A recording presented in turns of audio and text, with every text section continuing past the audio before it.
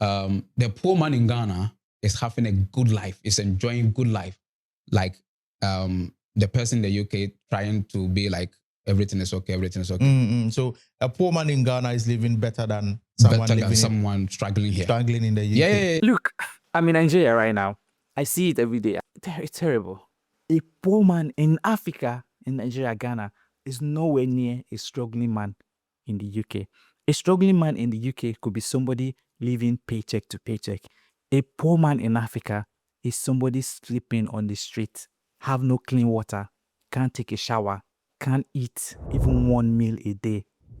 A struggling man in the UK has a running shower, has hot water, has 247 lights, can eat, and there's also system. There's no magic about it. What you are being paid for is skills. So let's take, for example, this guy right here.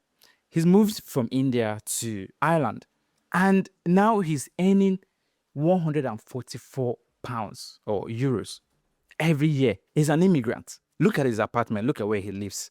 And now there is this guy that is being hosted that is saying that he's working 3 jobs and still cannot make ends meet and still is suffering. He can't survive. He's still trying. He's struggling from working 3 jobs. Why there's somebody that works 1 job and earns 144,000 a year. Same situation. This guy is an immigrant. He's an immigrant. What is the difference? The difference is that this other guy that's working 3 jobs is definitely not working in a professional environment, in a skilled environment.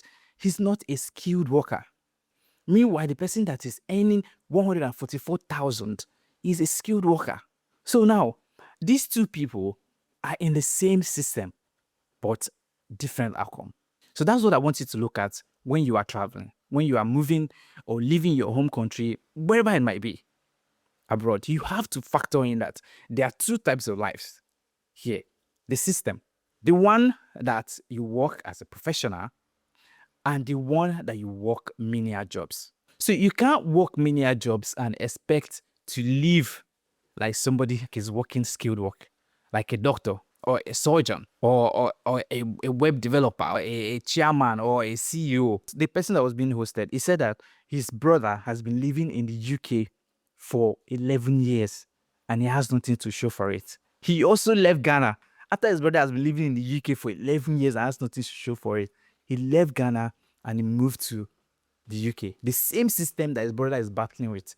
Why? So here's the thing. For most people that travel out abroad as a student, you declare to the country that you are capable, you're able to take care of yourself, you have the money to study.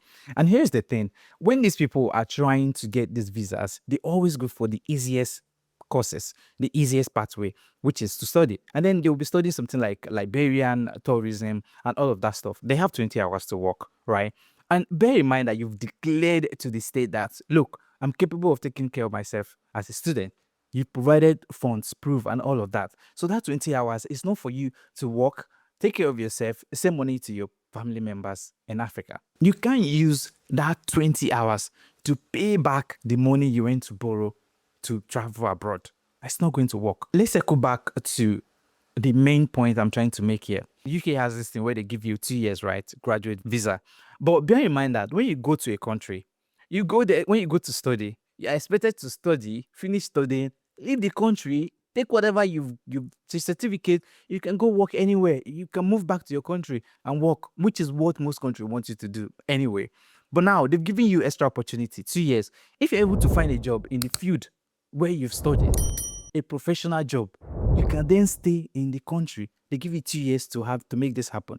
But here's the thing. Most people, they've studied, like I said, Liberia, tourism, and some other jobs that even the people living in the country, they can't even get work in those sectors. So now it's a problem. You can't get a job in that particular area you've studied. And also you can't go back, or you don't want to go back, because the aim in the first place is not for you to come and go back. It's for you to come and stay. So what do? You take whatever path that is available, whatever necessary measures for you to stay in the country, which is where the burnout continues. Now, you have a family.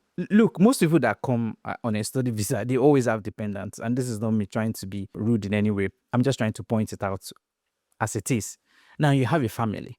You are going to have to do jobs that will allow you to remain in the country. And this job, the one that I know that is most popular, is care job. And this care job doesn't pay as much. It wouldn't pay you as much as a professional job, career job and all of that. Will pay you. So now people have families. You have to pay back the loan you took in Africa. You have to pay your rent. You have to pay your bills. You have to feed your kids. And all of this, put them together. Bear in mind that the country you are in, they don't pluck money from trees. You can think that, oh, I'm struggling in Africa, I'm going to travel abroad and I've made it. And imagine somebody thinking that they could make £10,000 in a week when they move to the UK.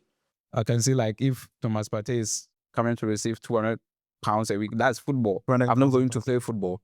So even going to do a normal job, like £10,000 is okay. Like, just imagine that. So now you have all of these bills hanging around you. You have to pay them. Now you end up doing 3 to 4 jobs because one job can't cover it, all those expenses.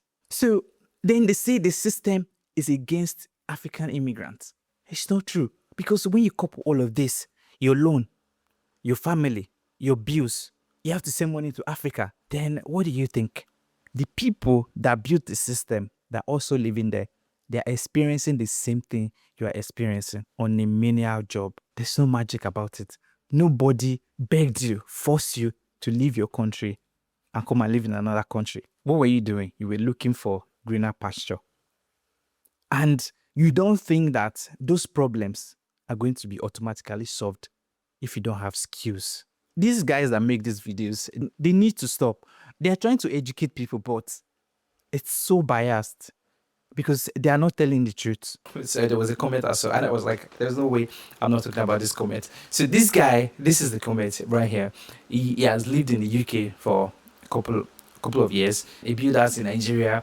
He's bought property in Lagos, and now he's moving back to go and start business. And then he says the country wasn't good to him. This is a pure definition of it's wickedness, because he could have stayed in Nigeria. I don't know if you might have built all of this. He also got passport, and he's gotten everything he wants from the country. He's living, and yet he says Africa is the best.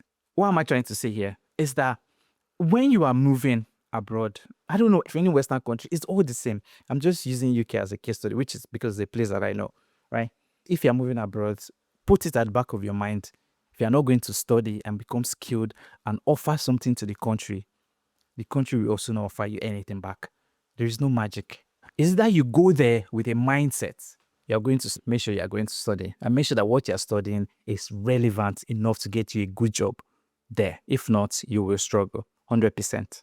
Put that back of your mind.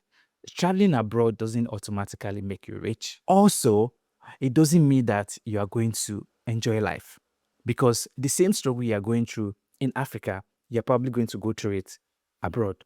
Just that it's on a different level. The chance of you making it abroad is more than the chance of you making it back home, back here in Nigeria. So let me know, what do you think? If you have any questions, feel free to ask me in the comment section. I'll be able to answer them. And yes, I did promise that I was going to be sharing something about my Nigerian experience. It's still coming. That video is still coming.